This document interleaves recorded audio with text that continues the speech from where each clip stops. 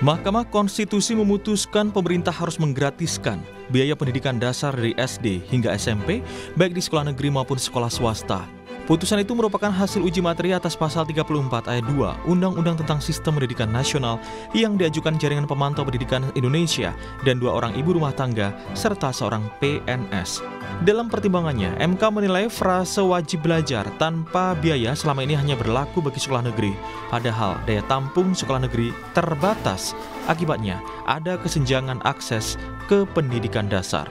2 menyatakan pasal 34 ayat 2 Undang-Undang Nomor 20 Tahun 2003 tentang Sistem Pendidikan Nasional Lembaga Negara Republik Indonesia tahun 2003 Nomor 78 tambahan Lembaga Negara Republik Indonesia Nomor 4301 bertentangan dengan Undang-Undang Dasar Negara Republik Indonesia tahun 1945 dan tidak mempunyai kekuatan hukum mengikat secara bersyarat sepanjang tidak dimaknai pemerintah dan pemerintah daerah menjamin terselenggaranya wajib belajar minimal pada jenjang pendidikan dasar tanpa memungut biaya baik untuk satuan pendidikan dasar yang diselenggarakan oleh pemerintah maupun satuan pendidikan dasar yang diselenggarakan oleh masyarakat. Sementara Wakil Menteri Pendidikan Dasar dan Menengah Fajar Rizaul Haq bilang terkait putusan MK Pendidikan Dasar merupakan tanggung jawab pemerintah. Meski demikian, terkait teknis pelaksanaannya, Kemendikbudrismen akan mengkaji terlebih dahulu karena belum menerima salinan resmi putusan MK itu. Ini juga akan terkait dengan pemerintah daerah karena urusan pendidikan bukan kewenangan absolut pemerintah pusat, tapi juga menjadi tanggung jawab pemerintah daerah karena bersifat konkuren. Ya, kami sedang dalam proses pengkajian di internal, tentu juga kita akan menunggu apa arahan Bapak Presiden mengenai hal ini. Menanggapi putusan MK, salah satu pengelola sekolah swasta di Purwakarta, Jawa Barat mengaku belum tahu pasti teknis penerapan sekolah gratis yang diputuskan MK. Pemerintah juga diharapkan membiayai secara penuh biaya sekolah di swasta jika memang diwajibkan sekolah gratis.